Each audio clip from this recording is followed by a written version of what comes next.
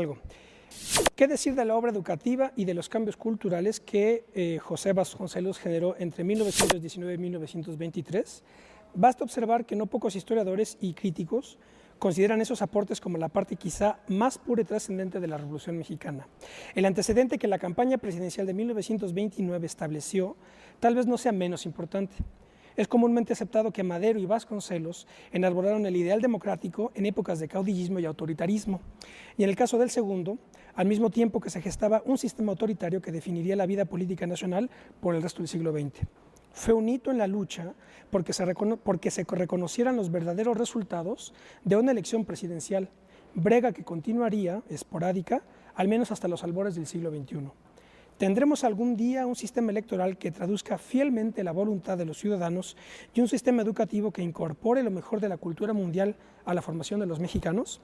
De eso trató la gesta vasconceliana, que aquí se recupera en imágenes. Esta es la parte final del texto que lleva por título Carácter y Destino, que Héctor Vasconcelos dedica a su padre y que fue un texto que queda insertado en la iconografía que fue preparada por Javier Guzmán y Rafael Vargas y que acaba de salir de imprenta el Fondo de Cultura Económica.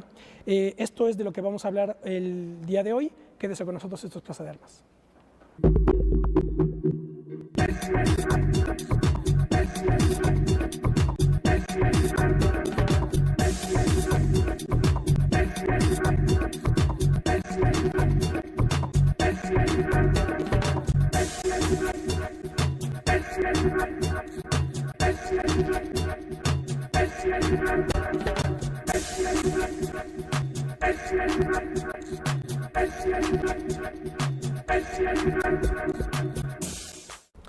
Bueno, qué bueno que están en otro programa de Plaza de Armas aquí por Capital 21. Voy a recordar nuestro correo electrónico plazadearmas c21@gmail.com y nuestra página propia www.plazadearmas.tv. Bueno, pues otra vez Vasconcelos, ya habíamos dedicado un programa a él. Bueno, un programa dedicado exclusivamente a él, pero siempre aparecía en otros programas, por ejemplo el que dedicamos a Luis Cabrera, o también el programa que dedicamos a un ciclo de conferencias que se organizó en homenaje al Ateneo de la Juventud. También Vasconcelos siempre presidía las discusiones, pero precisamente con motivo de que acaba de salir esta iconografía realmente inédita, literalmente y también metafóricamente inédita, nunca se había reunido de manera tan acabada y tan completa una iconografía de un hombre tan importante como lo fue Vasconcelos, y en virtud de ello, bueno, yo prácticamente lo compré hace unos días en el Fondo de Cultura y me enteré que acababa de salir.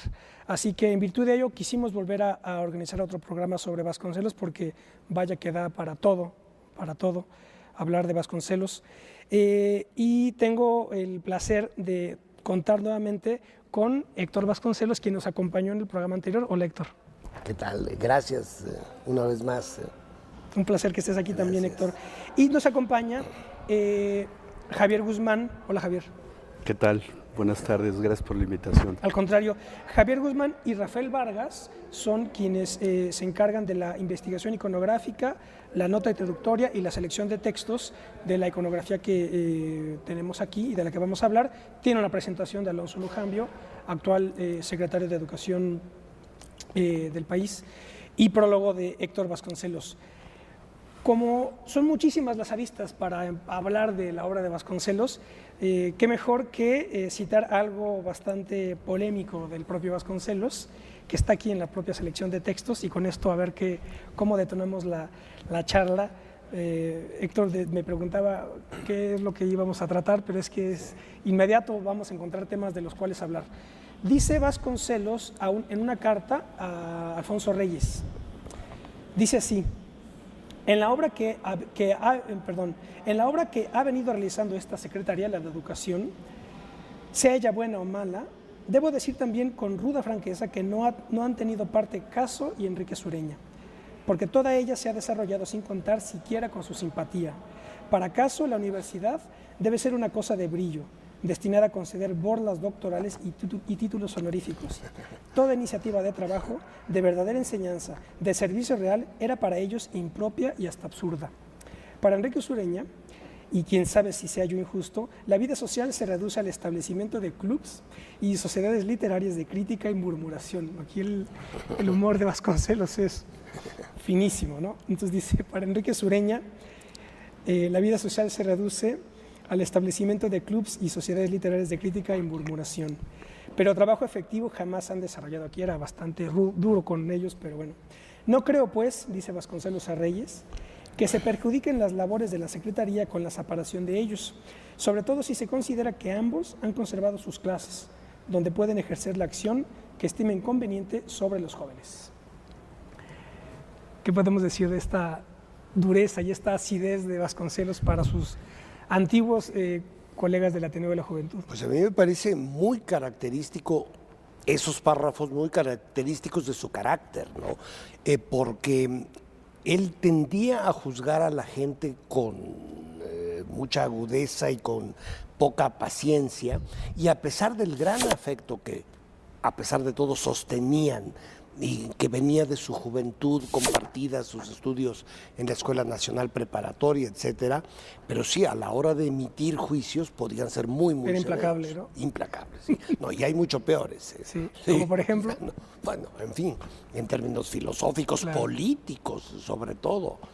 No me viene en este momento uno a la cabeza, pero sí revela mucho la forma en que él separaba, por un lado, el afecto personal que siguió teniéndoles ciertamente a Enrique Sureña y a Caso, y más aún a Reyes, pero por otro lado, los juicios que hacía, sobre todo de sus actitudes políticas, porque como ni Enrique Sureña, ni el propio Reyes, ni Caso fueron actores políticos de la primera mitad del siglo XX, esto impacientaba mucho a mi padre, ¿no? Le parecía que las O circunstancias... sea, que le impacientaba que debieron haberlo sido. Exacto, sí.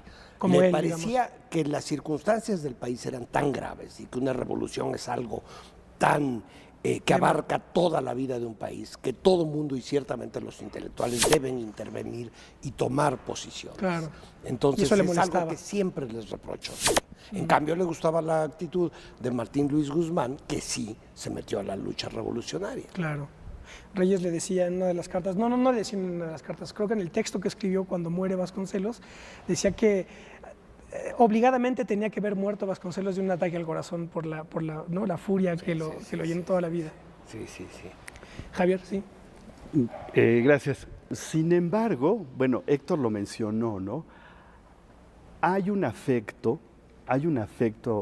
amistoso, perdón por el énfasis, que nunca se rompe entre ellos, entre Vasconcelos, Caso, Enrique Sureña, hablando concretamente de esta lectura con la que arrancas, ¿no? Pero hay que pensar que ese rompimiento, siendo el secretario, se da también en un momento muy claro y por razones también que se conocen, ¿no? Además hay que tener en cuenta que Caso y Enrique Sureña son parientes, ¿sí? Sí. Ellos, digamos, están por medio de los Lombardo, de la familia Lombardo, incluso yéndose a trabajar a Puebla. Es ese momento, ¿no?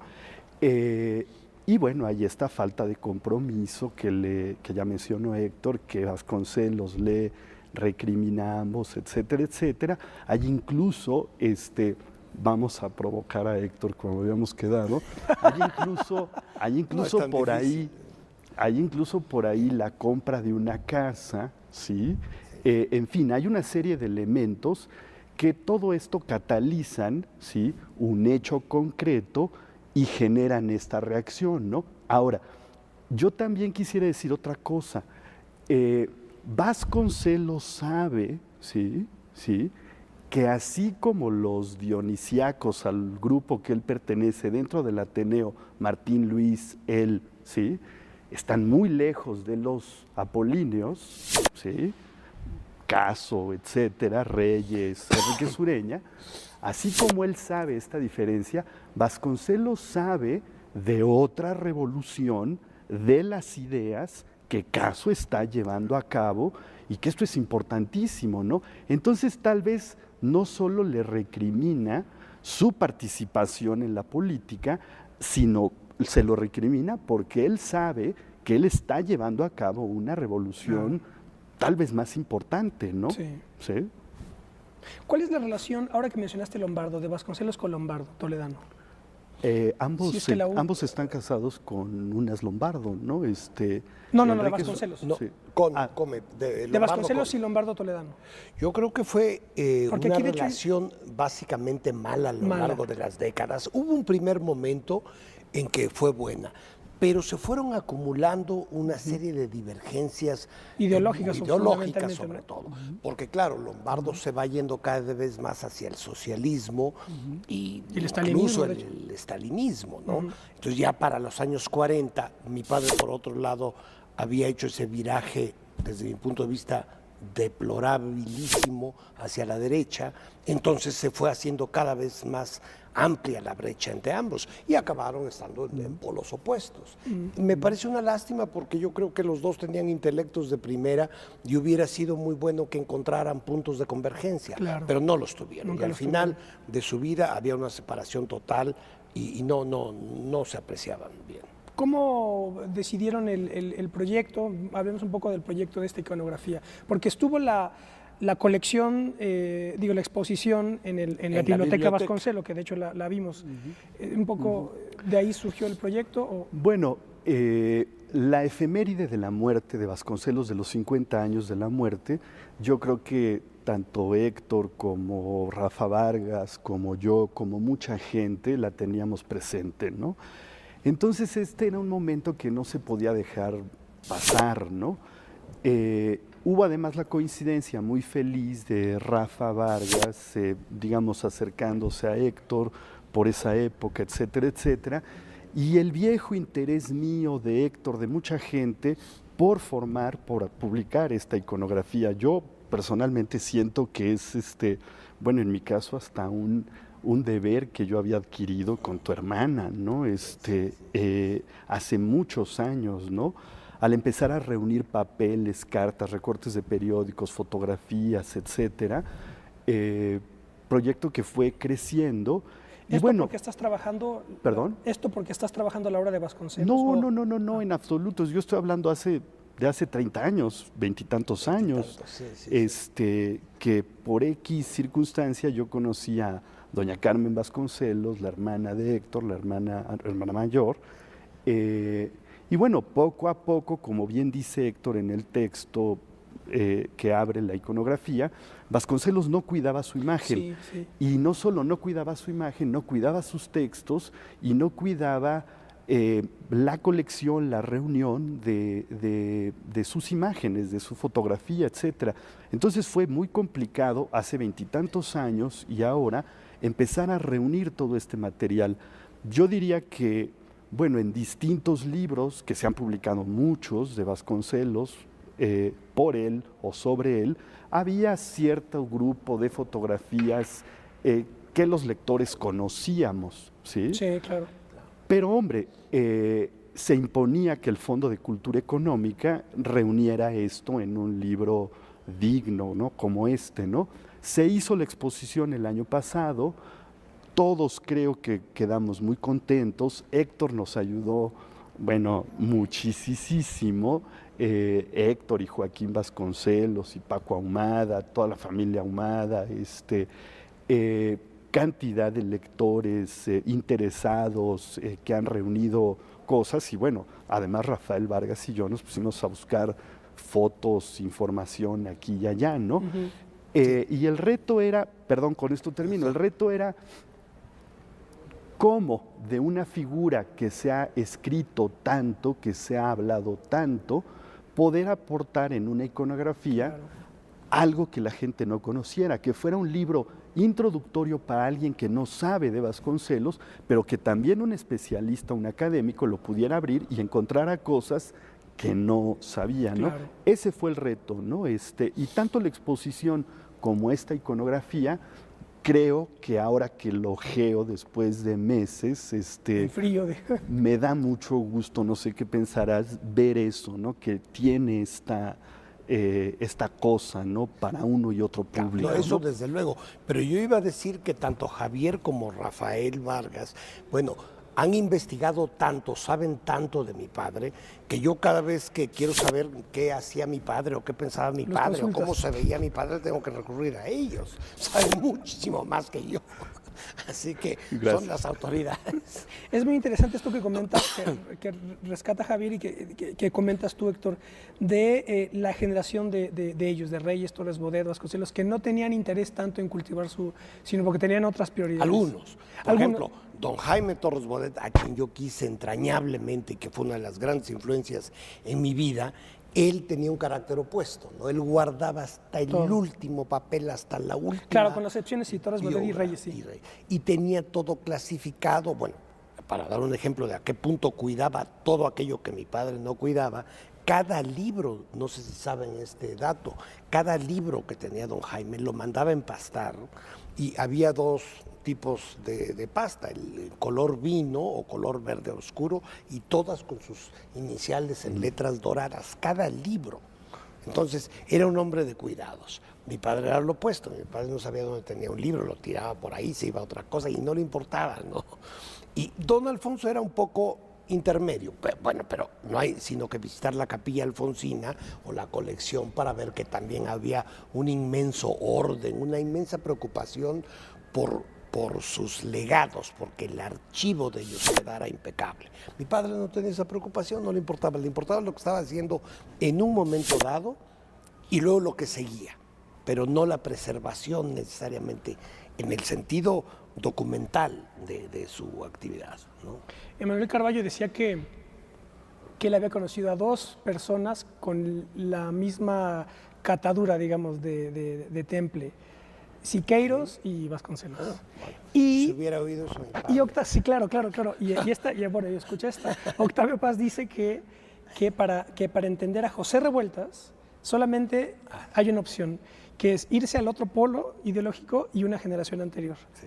O sea que Vasconcelos y Revueltas los pone también Octavio Paz, ¿no? Sí. Bueno, para interpretar Paz a Revueltas. Sí, no recuerdo eso y creo que tiene mucha razón Paz, porque sí hay puntos en común en el tipo de personalidades, ¿sí? Aun cuando la ideología haya sido finalmente distinta. Sí, porque Revueltas era un apasionado de Dostoyevsky y Vasconcelos de Tolstoy. Le hablaba del cristianismo de Tolstoy y Vasconcelos, ¿no? Bueno, pero con todo... la influencia rusa, digamos. Con todo estás hablando de dos autores rusos. Sí, claro. A eso entonces eso es un punto claro, en común, ¿verdad? Pero en fin. Pero la conexión con Siqueiros, ¿qué les parece? No, bueno, pues, sí, tremenda, ¿no? Eso es Carballo, ¿eh? Lo dijo Carballo. Tremenda, Carballo. ¿no? Pero vamos, también hay un texto de Paz, creo que por ahí está citado, en donde compara a Vasconcelos con una geografía, ¿no? Con la geografía mexicana, llena de contrastes, llena de cumbres, de barrancos, de selvas. Ese es Vasconcelos, ¿no? Y bueno, sí, como dice Héctor, algo de intrépido, ¿sí? Algo de intrépido, tienen este tipo de figuras, ¿sí? Pero no hay que llevar más allá la analogía. Las analogías. Tú dices entre Siqueiros. Sí. ¿Te pareció demasiado? Pero ojo, se refería al temperamento. O sea, al temperamento de Siqueiros. No, pues intrépidos indudablemente, ¿no?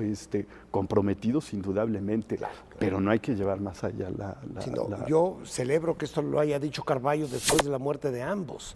Porque si no creo que hubiera salido el resultado bien salvado en lo físico, Carballo, ¿no? Pero bueno. Bueno, cuando por ahí tú podrás ver una fotografía, a mí me encanta, muy linda, en que está Vasconcelos con un cañón, ¿sí? A las afueras de la Ciudadela, en el monumento a Morelos de la fachada norte, digamos, ¿no? La anécdota es muy bonita y viene a cuento de esto, ¿no? A mí me la platicó Rafa Vargas, no sé bien cómo se enteró, es muy linda. Yo no la conozco. A ver. Carballo va a entrevistar a Vasconcelos, ¿sí? Establecen un rapport, no sé cómo decir, impresionante. Hacen la entrevista. La clásica, y algo, la del 59, claro, de 19 protagonistas, ¿no? Y algo de eso uno lee esa entrevista, se trasluce, ¿no? Sí. Terminan, ¿sí? El fotógrafo toma las fotos, que es este personaje famosísimo que ahora se me escapa, ahí tiene el crédito, ¿sí? Y le dice Carballo a Vasconcelos, hombre, pero usted es un revolucionario. Le dice, sí, claro. ¿Por qué no lo fotografiamos en los cañones, ¿no? Y salen y lo fotografían así, ¿no? Y tú lo ves, a mí me conmueve muchísimo, ¿no? Gordito, viejo. Caramba, a mí me impresiona mucho, ¿no? Esta potencia, esta geografía, de este hombre, ¿no? Claro, es muy significativo eso que dices, porque no se hace esa lectura cuando la ves, cuando ves la fotografía. Vamos a quedarnos con esto, vamos a hacer un corte, estamos de vuelta con ustedes en un minuto.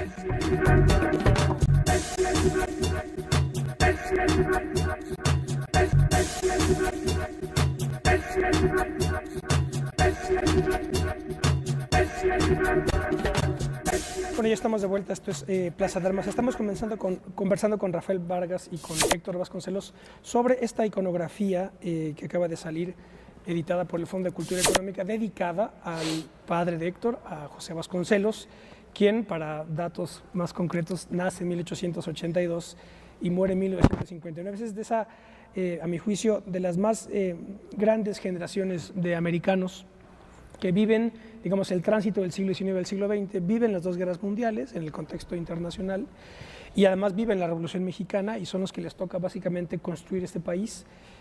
Cosío Villegas, he contado ya esta anécdota en otras ocasiones, la conté en el programa que hicimos sobre el ciclo de conferencias del Ateneo, que estuvo Javier en ese ciclo de conferencias en homenaje al Ateneo de Juventud, que Cosío Villegas, en la correspondencia entre Cosío Villegas y Alfonso Reyes, Cosío Villegas le dice, usted y yo no somos iguales, pero se refería a generacionalmente.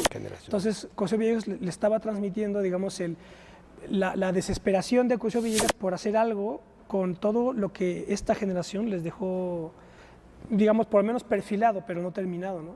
Entonces, la urgencia de crear instituciones y de, digamos, construir el país o fortalecer el país fue enorme por la, digamos, la catadura de personajes como Vasconcelos. Sí, y vaya que don Daniel Cosío Villegas vaya que lo también logró, claro. lo logró y también Sí, hizo cosas fundamentales, ¿no? Pero en fin. Porque son los dos grandes pilares del Colegio de México, ¿no? Y además Reyes y Cosío Villegas, ritmos distintos, ¿no? Y temperamentos distintos para conducir las cosas. Pues sí. Hablemos, bueno, un poco más sobre me gustaría sobre todo ya el último Vasconcelos, que son fotos aún menos conocidas, si las ¿Te parece que son menos conocidas las de toda esta etapa? Claro, donde de las finales. Claro. Bueno, lo que pasa es que, claro, su vida tardío, pública pues ocurrió cuando él tenía 20 y tantos, 30 y tantos, claro, 40 y tantos años. Era la muy vida joven. pública. Sí. Después ya fue más bien una creación personal, filosófica y literaria, pero ya no tanto expuesta a la luz pública. ¿Cómo era Vasconcelos ya al final? Escógeme un ángulo, porque hay tantos, claro, que, imagínate. En el político. El político. Se me ocurre empezar con lo que dijo López Mateos, el presidente López Mateos, cuando viene la elección presidencial de 1958. Como López Mateos había sido vasconcelista, le pregunta a alguien si él había votado por Vasconcelos. Entonces le dicen, ¿usted habrá votado por Vasconcelos? Y él dice, no, porque Vasconcelos es un gran hombre completamente divorciado de la realidad mexicana. 1958. Entonces yo también siento que ya mi padre hacia el final de su vida y en los años 50 no alcanzó a entender muchos de los procesos históricos y ciertamente políticos que se vivieron después de la época en que él estuvo activamente participando en la vida nacional. ¿Tú crees que no los entendió o los entendió a otra escala? Bueno, yo creo que sí se podría decir que a otra escala. O que los entendió desde la muy particular perspectiva ideológica que él ya había empezado a adoptar a partir de la mitad de los años 30. Es decir, para resumir cosas muy complicadas, en unas cuantas palabras, él empieza la vida como un revolucionario de sesgo que no correspondía a las realidades del México de los años 40 y 50 y que por lo tanto él criticó de una manera despiadada. ¿Y quién fue ahí, digamos, el contrapunto fundamental? ¿Cárdenas y el cardenismo? ¿Podríamos decirlo? Podríamos como el decir remate que ese de fue la- uno de los ¿qué? contrapuntos. Uno de los Quizá contrapuntos. el ¿no? principal, tienes razón. Yo creo que, por ejemplo, Y es una paradoja. qué buen ejemplo escoges, porque yo creo que el cardenismo es una de las cosas más extraordinarias que pasaron a México en el siglo XX. No, claro. Y mi padre no desde lo mi entendió. punto de vista, no lo entendió Claro. y lo rechazó. ¿no? Sí, y es una paradoja porque yo digo, siempre suelo decirlo que, pero esto me lo confirmó Porfirio Muñoz Ledo cuando lo entrevisté, me dijo, mis padres se formaron eran nacionalistas, pero formados en las escuelas de Vasconcelos, los padres de Muñoz Ledo, y que todo ese saber se lo transmiten. Entonces yo digo que este país es cardenista y vasconcelista a la vez, y esa contradicción es la contradicción que anuda la... Sí, porque no necesariamente, digamos, tiene que ser armónica esa relación, No. pero son pilares, me parece, no sé qué... ¿Tú cómo ¿Qué lo podrías ves? decir? Porque Vasconcelos decía, yo en política yo soy maderista y en filosofía ateneísta, decía, era un poco ¿no? sus coordenadas. Pero luego vino ya el cardenismo y otros. Yo empezaría por decir o recordar una perogrullada, ¿no? Vasconcelos no siempre es el mismo, ¿no? Hay un personaje en continuo cambio, evolución, maduración, retroceso, adelanto, etcétera, ¿no? Primero, ¿no? Segundo, ¿no? Y no solo hablando de Vasconcelos, nuevamente hablando de la revolución intelectual que le recriminaba a Caso, ¿no? El ejemplo del cardenismo que tú pones es muy bueno, ¿sí? Y no hay que olvidar, el Ateneo lee inglés, lee francés, se abre al mundo, ¿sí? Pero con los asilados españoles que llegan en el 39, ellos leen alemán, ¿sí? Y ellos abren un panorama radicalmente desconocido, amplio a México, ¿sí? Yo diría, ¿sí?, que esas preocupaciones de esa filosofía que no cuaja de manera moderna con preocupaciones modernas que habla Vasconcelos y Héctor en su prólogo lo explica, ¿sí? Es un poco eso, ¿no? Hay preocupaciones nuevas, ¿sí?, del pensamiento, ¿sí?, que vienen por esta vía, refrescan a la intelectualidad, y Caso ya no es capaz de subirse a ese Exacto. carro. Caso. Caso, No, yo diría y tampoco que ni Caso, ni Vasconcelos. mi padre, ni... Sí, Sí. generacionalmente se Tampoco quedaron un Vasconcelos. poco fuera, ¿verdad?, Sí. de esta nueva Sí. oleada de Sí. ideas. Ahí hay una serie de preocupaciones. Pero se que refieren vienen- a los españoles que traen el alemán. que traen al alemán, a el Heidegger, alemán. Dilthey. Y que Sí. eventualmente introducen la filosofía analítica a México, ¿no? Sí. Claro. Todos los Hiperión. ateístas se quedaron fuera de eso, yo creo. ¿no? Ahí los ateneístas ya no son capaces de seguir el paso de la reflexión contemporánea moderna, ¿no? Exactamente, Ni yo pienso Caso, eso, ni Vasconcelos. Habría que pensar, ¿sí?, quién es más, ¿no? Para poner por lo menos dos ejemplos más, ¿no?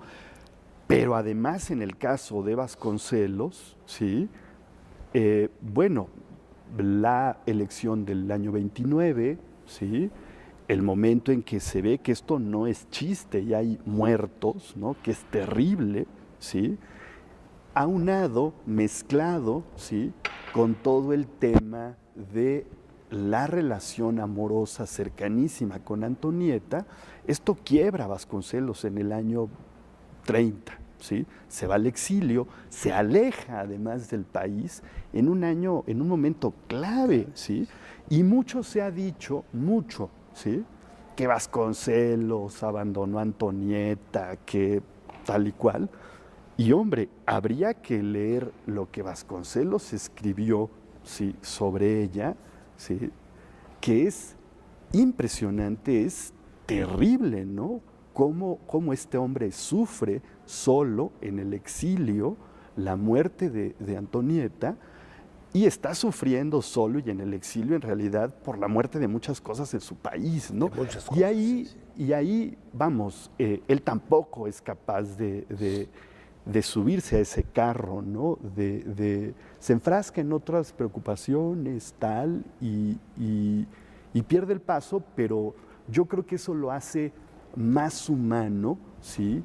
Y a mí ese Vasconcelos tan contrastado al menos es el que me interesa, Más ¿no? cautiva, Si sí, fuera un héroe impoluto, Claro, es que créeme eso es que a mí no me imposible. interesaría, ya mucha gente No, como decía tanto, ¿no? Martínez Guzmán, a Carballo le dice el asunto de Vasconcelos es que los grandes hombres son grandes en sus aciertos, pero grandes en sus errores también, ¿no? Sí. Bueno, yo quisiera nada más una anécdota, abonando a lo que decía Javier sobre la relación de mi padre con Antonieta Rivas Mercado.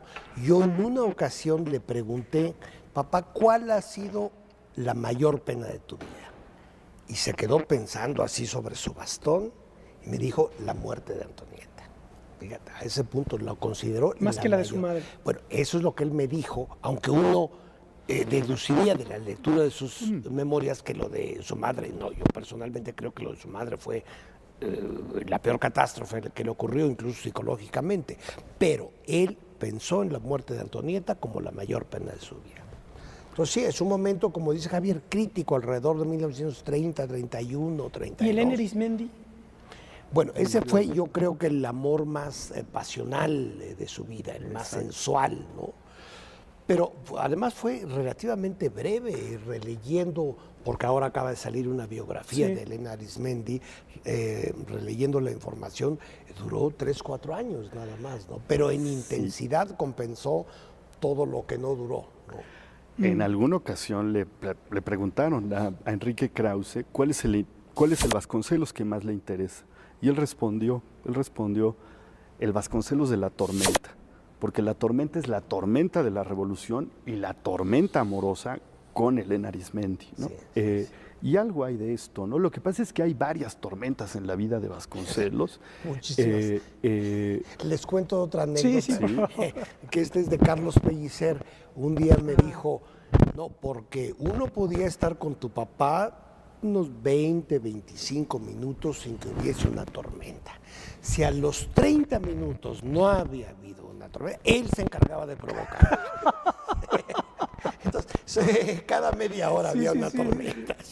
Sí, porque se impacientaba y entonces no hay polémica. soltaba una idea así tremenda y entonces en 5 minutos ya aquello era un griterío. Pero, por ejemplo, los programas que tiene, los que retransmitieron la UNAM de charlas mexicanas con José Vasconcelos, él se muestra ahí muy... No, ahí está muy moderado. Muy equilibrado, sí, eso me ha ¿verdad? llamado mucho la atención cuando vi eso. No era así, no era así en la vida. Yo no sé si las cámaras lo inhibieron un poco o él estaba preocupado por tratar los temas de una manera equilibrada, pero en su carácter cotidiano no era así. O sea, le interrumpía Era y gritaba. no era de gritos, pero sí de aserciones. Claro, categóricas.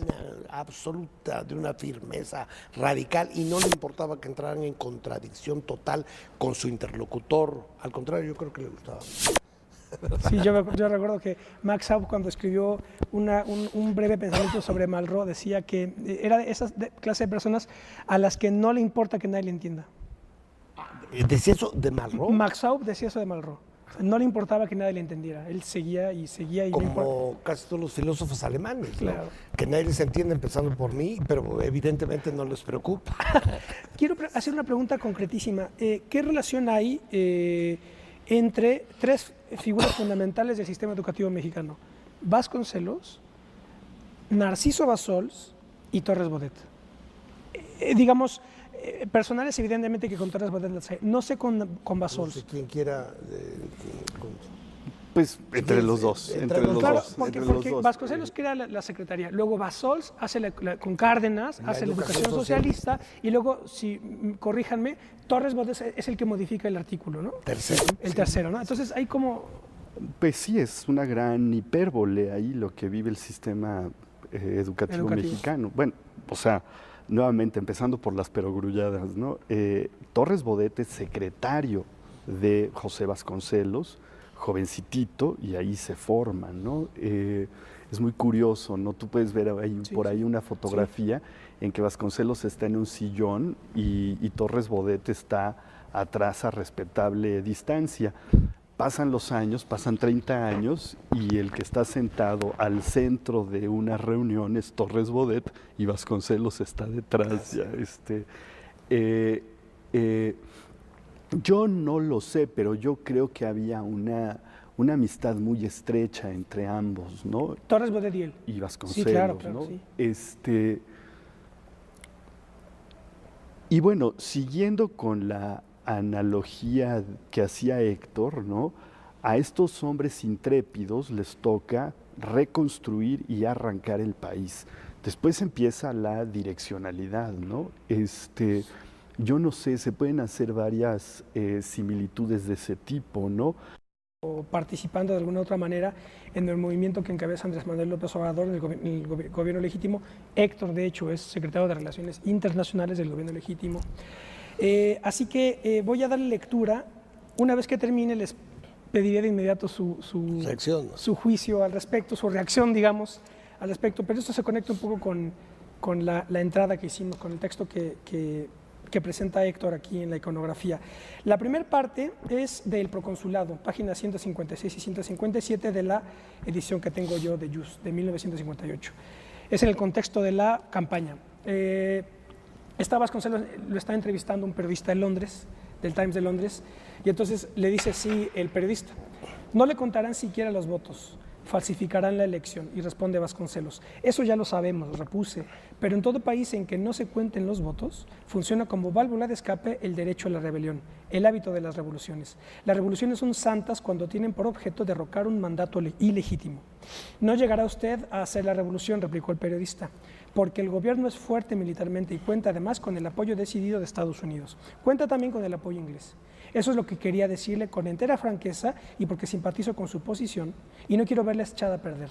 Usted debería resignarse de antemano a perder y preparar el futuro. Y responde Vasconcelos: si ahora no triunfamos, mañana menos.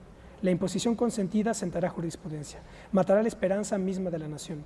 Entonces el inglés, con frase conmovida, que resultó ser profética, expuso: será el día más triste de su vida aquel en que delante de usted le fusilen a 30 o 40 de los suyos, víctimas inútiles de un movimiento sin posibilidades de triunfo. Semanas después, Arcelia me dijo, su secretaria, que en efecto su amigo había escrito en el Times un artículo justiciero. Dice: ande, Arcelia, bromeaba yo, parecía usted una malinche moderna, tomando partido con el extranjero. Tal vez no era así, pero me irritaba todo el que me hablaba de ceder. Horror de la sangre, yo también lo tenía. Pero me daba horror la sangre inocente que seguía y seguiría corriendo sin ser vengada. Un pacifismo incondicional no conduce a la libertad, sino a la abyección. Esto dice en el Proconsulado. Y después un fragmento de la entrevista de Carballo, que aquí le hemos mencionado. Le dice Carballo: mejor volvamos al 29. Y dice Vasconcelos: el pueblo debió haberse armado contra el gobierno. Probablemente no tenía pistolas. Y dice Vasconcelos: siempre hay pistolas en los pueblos que tienen energía. ¿Qué razones le movieron a escribir los 4 tomos de su autobiografía, o mejor, de sus memorias? Y dice Vasconcelos: la mala suerte engendra toda la literatura. Escribí mis libros para incitar al pueblo contra el gobierno. Me creyeron un payaso. Escribir es hacer justicia. No quería séquito literario, quería gente armada. ¿Qué escritor que en verdad lo sea no es un político? El que ignora la política está perdido. Igual le ocurre al que se va de la realidad. La siguiente frase es el final del libro José Vasconcelos de Alfonso Taracena. Dice así, con esto acaba Taracena su libro. Dice: en una carta confirmó su deseo de que no se le sepultara en la rotonda de los hombres ilustres, sino en cualquier cementerio de aldea. Consideraba que la ciudadanía de nuestro país no tenía derecho a honrarlo como escritor mientras no lo reconocieran como político. Mientras no se reconociera pública y oficialmente que ganamos en el 29 las elecciones, no podía aceptar ningún honor sin traicionar la verdad y la justicia. Además, decía, enterrarlo en la rotonda sería para él una injuria, pues allí estaban los restos de un cierto aviador que consumó persecuciones a los vasconcelistas. Tampoco tenía nada que buscar en un cementerio dedicado especialmente a las eras de la reforma masónica del juarismo. A mí me dijo que no quería estar entre tanto bruto. Lo sepultamos en el Panteón Jardín de San Ángel. Fue un mar de gente. Los periodistas recogieron pensamientos el día de su muerte. Yo les di este: México debe a Vasconcelos una estatua en la hondonada que forman el Popocatépetl y el Iztaccíhuatl, donde se desarrolla su Prometeo vencedor, con una inscripción que reza: electo presidente de la República en las elecciones.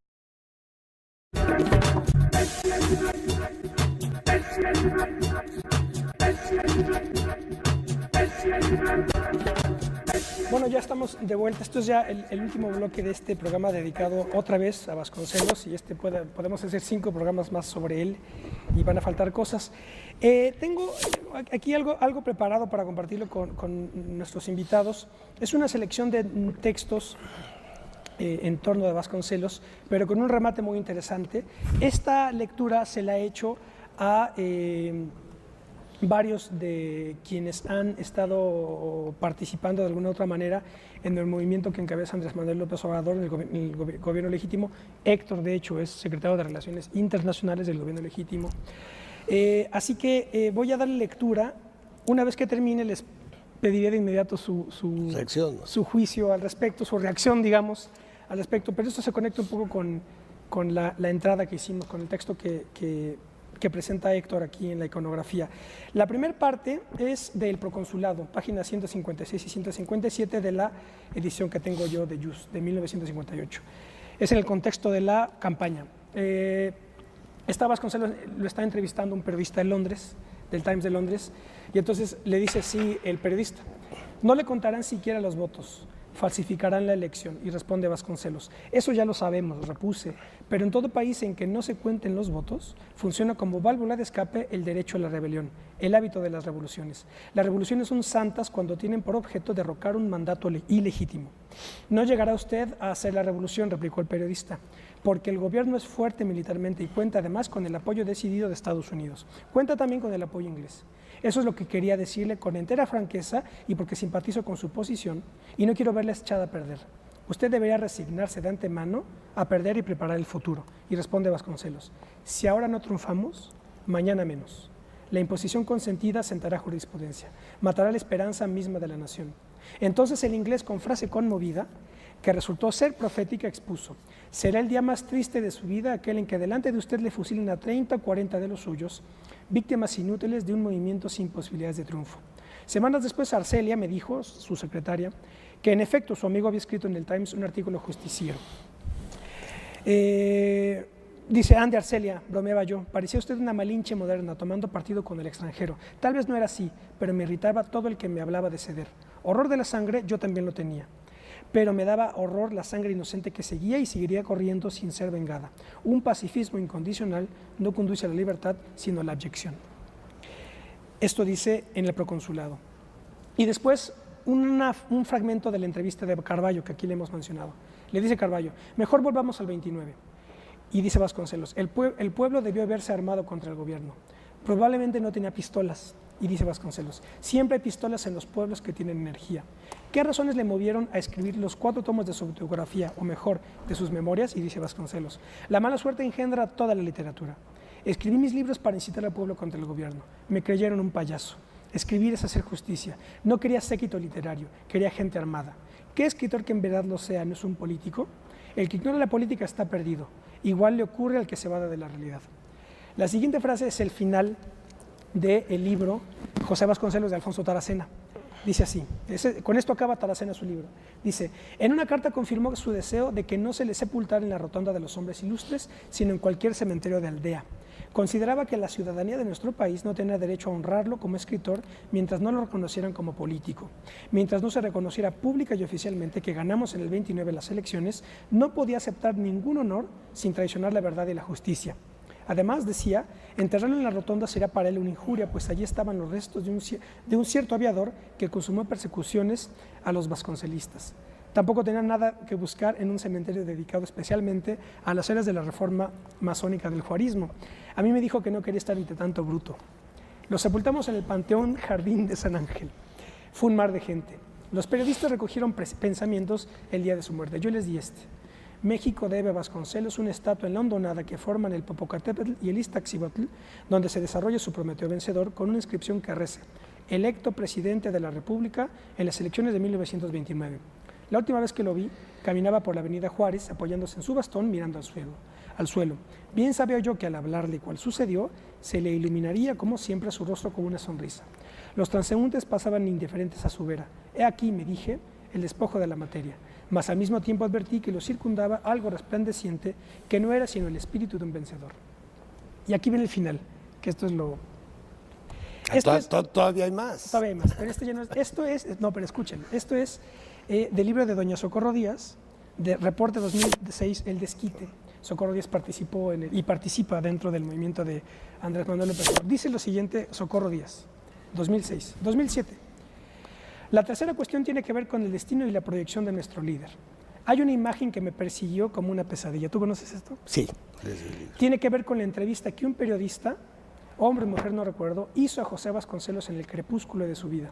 La anécdota me fue narrada en la redacción del Día. Se apersonó a ver a ese personaje a la sazón director de la Biblioteca de México, ubicado en la Ciudadela. Pese al puesto más que modesto que entonces ocupaba, el periodista novato iba a preguntar a aquel hombre excepcional sus juicios, que imaginó fulgurantes, respecto de su hazaña por la democracia mexicana y la realidad contemporánea. Encontró un anciano, poco ubicado en la realidad, como casi todos. No obtuvo declaraciones destacables, pero lo que le hizo abreviar el encuentro y salir con un ánimo sombrío fue escuchar el ruido monótono de las cuentas del rosario que Vasconcelos repasaba con la mano derecha oculta dentro del cajón de su escritorio. Mi reflexión fue, Vasconcelos desafió por vocación democrática y voluntad de poder al autoritarismo de los generales revolucionarios que mandaban en los años 20 del siglo pasado con pistola al cinto y fuete. López Obrador está desafiando a la plutocracia mexicana que ve a la nación como un negocio llamado México Sociedad Anónima y que en defensa de sus intereses sí reprime y mata, pero de forma selectiva. Vasconcelos fue de las multitudes fervorosas a la soledad de asirse las cuentas de un rosario, de la fuerza esperanzada del Ulises criollo, pasó a la tormenta, a el desastre, a el proconsulado.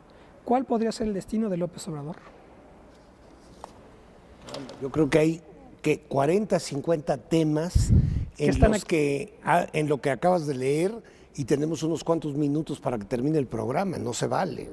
Y tendríamos que desglosar un poquito todo esto porque hay un material densísimo en todo eso. Pero es importantísimo. ¿Por dónde quieres que...? No, por lo último, porque es que es importantísimo que tú estés participando en el gobierno legítimo. Y que tú estás rescatando... Sí, varias personas me han dicho que hay un elemento quizás simbólico, ¿no? Claro, bueno, totalmente. Bueno, y no nada más, sino real, porque de hecho tú aquí en el texto, en la presentación, dices, fue un hito en la lucha porque se reconocieron los verdaderos resultados de una elección. Brega que continuaría esporádica, al menos hasta los albores del siglo XXI. Claro, me parece muy claro que esta lucha porque se reconozca el resultado real de una elección presidencial o de cualquier elección, ha corrido a lo largo de la historia de México y el 2006 fue un ejemplo muy bueno. Lamentablemente, habemos muchos millones de mexicanos que creemos que se violentó la voluntad mayoritaria, al menos en ese momento, de la ciudadanía. Creemos que los poderes fácticos acordaron que no se diese cabida a una opción de izquierda para la presidencia de la República en 2006. Entonces creo que es una lucha que desgraciadamente tenemos que continuar y a ver si un día podemos quedar todos los mexicanos satisfechos con lo que se anuncia o con lo que se legaliza como resultado de una elección en circunstancias poco claras y que al menos a muchos nos dejaron con la convicción de que hubo un arreglo popular para decidir quién debería ocupar la presidencia de la República. A mí, don José Agustín Ortiz Pinguete, le leí lo mismo y él me dijo, lo que noto es la amargura de ese Vasconcelos que no veo en López Obrador. Me dijo, por ejemplo, don José Agustín. Como te digo, hay mil ángulos. Sí, Javier, no sé qué Sí, bueno, pues hay mil temas, ¿no? Yo creo que Vasconcelos, aún en sus caídas, era igualmente grande. Es muy interesante. No, yo no diría que grande, es muy interesante para un historiador, ¿no?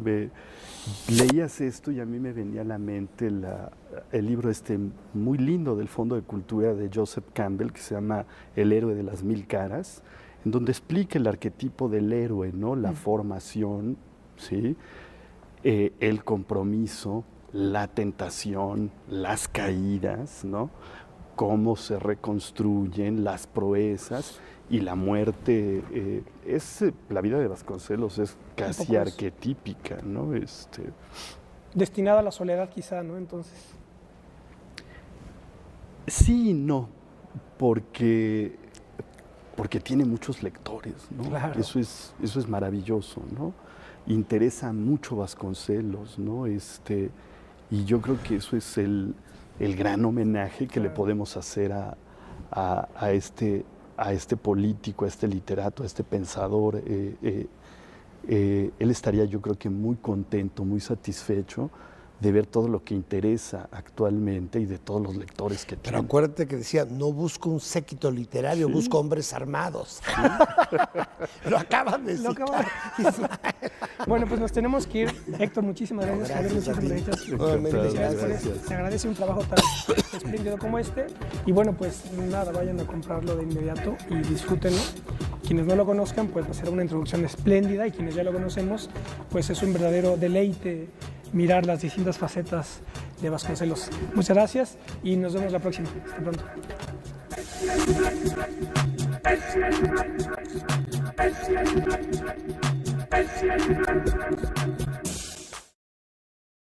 Javier, sí. Gracias. Sin embargo, bueno, Héctor lo mencionó, ¿no? Hay un afecto amistoso, perdón por el énfasis, que nunca se rompe entre ellos, entre Vasconcelos, Caso, Enrique Sureña, hablando concretamente de esta lectura con la que arrancas, ¿no? Pero hay que pensar que ese rompimiento, siendo el secretario, se da también en un momento muy claro y por razones también que se conocen, ¿no?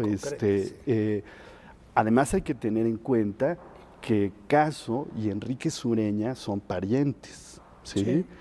Ellos, digamos, están por medio de los Lombardo, de la familia Lombardo, incluso yéndose a trabajar a Puebla. Es ese momento, ¿no?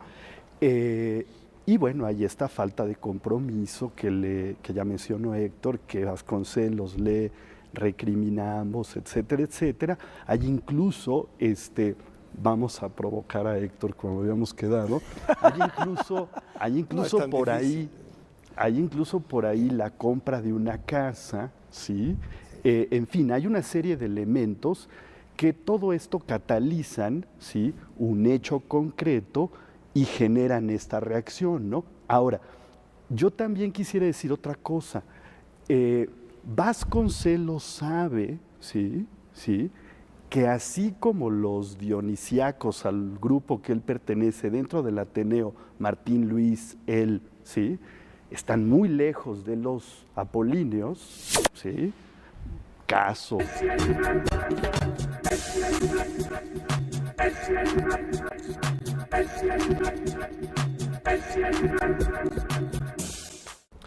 Bueno, qué bueno que están en otro programa de Plaza de Armas aquí por Capital 21. Voy a recordar nuestro correo electrónico, plazadearmas c21@gmail.com, y nuestra página propia, www.plazadearmas.tv. Bueno, pues otra vez Vasconcelos, ya habíamos dedicado un programa a él. Bueno, un programa dedicado exclusivamente a él, pero siempre aparecía en otros programas, por ejemplo, el que dedicamos a Luis Cabrera, o también el programa que dedicamos a un ciclo de conferencias que se organizó en homenaje al Ateneo de la Juventud. También Vasconcelos siempre presidía las discusiones, pero precisamente con motivo de que acaba de salir esta iconografía realmente inédita, literalmente y también metafóricamente inédita, nunca se había reunido de manera tan acabada y tan completa una iconografía de un hombre tan importante como lo fue Vasconcelos, y en virtud de ello, bueno, yo prácticamente lo compré hace unos días en el Fondo de Cultura y me enteré que acababa de salir.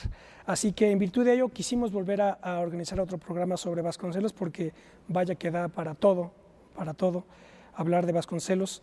Y tengo el placer de contar nuevamente con Héctor Vasconcelos, quien nos acompañó en el programa anterior. Hola, Héctor.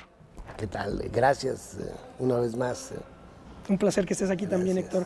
Y nos acompaña Javier Guzmán. Hola, Javier. ¿Qué tal?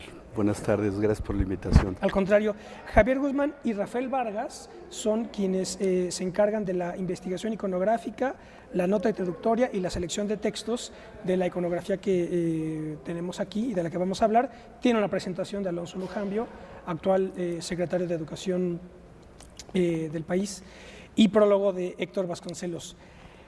Como son muchísimas las aristas para hablar de la obra de Vasconcelos, qué mejor que citar algo bastante polémico del propio Vasconcelos, que está aquí en la propia selección de textos, y con esto a ver cómo detonamos la charla. Héctor me preguntaba qué es lo que íbamos a tratar, pero es que es inmediato, vamos a encontrar temas de los cuales hablar. Dice Vasconcelos en una carta a Alfonso Reyes, dice así: en la obra que ha venido realizando esta Secretaría, la de Educación, sea ella buena o mala, debo decir también con ruda franqueza que no han tenido parte Caso y Enrique Sureña, porque toda ella se ha desarrollado sin contar siquiera con su simpatía. Para Caso, la universidad debe ser una cosa de brillo, destinada a conceder borlas doctorales y títulos honoríficos. Toda iniciativa de trabajo, de verdadera enseñanza, de servicio real, era para ellos impropia y hasta absurda.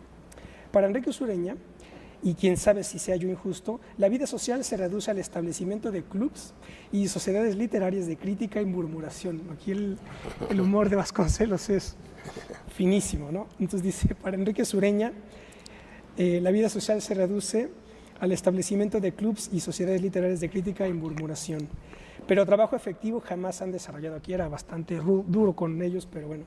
No creo, pues, dice Vasconcelos a Reyes, que se perjudiquen las labores de la Secretaría con la separación de ellos, sobre todo si se considera que ambos han conservado sus clases, donde pueden ejercer la acción que estimen conveniente sobre los jóvenes.